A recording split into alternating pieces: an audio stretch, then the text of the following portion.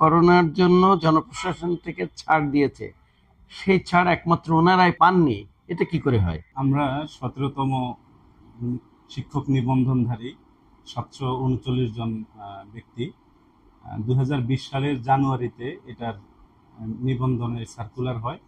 আমরা সেখানে আবেদন করি, কিন্তু এর পরপরই করোনা মহামারী আসার কারণে পরীক্ষাটা বন্ধ হয়ে যায়। তো এটা করোনার পরেও আরও কিছু সময় দাপ্তরিক কাজের কারণে এনটিআরসি নেয়। শেষে এটার চূড়ান্ত রেজাল্ট হতে 2023-এর ডিসেম্বর মাসের 28 তারিখ পর্যন্ত চলে যায়। এনটিআরসি এর একটা বাধ্যবাধকতা ছিল 1 বছরের মধ্যে পরীক্ষাগুলো শেষ করার, যেহেতু এরপরে গণবিজ্ঞপ্তি আলাদাভাবে আসে এবং সেখানে আবেদন করতে হয়। কিন্তু এই বাস্তবতার কারণে এনটিআরসি সেটা করতে পারেনি এবং আমাদের জীবন থেকে 4টা বছর শেষ হয়ে গেছে এবং এর ফলে অনেকেরই বয়স 35 ওভার হয়ে গেছে। তো এই বাস্তবতাকে সামনে রেখে বাংলাদেশ সরকার জনপ্রশাসন মন্ত্রণালয় 39 মাসের একটি ছাড় দিয়েছে।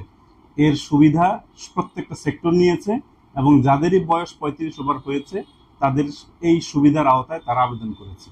কিন্তু আমাদের বয়সও চলে গেছে, আমরা এই সুবিধাটাও পাইনি। আমরাই একমাত্র ভুক্তভোগী যারা এই সুবিধার বাহিরে আছে। আমি যেটা শুনলাম সেটা আমার কাছে অস্বাভাবিক মনে হয়।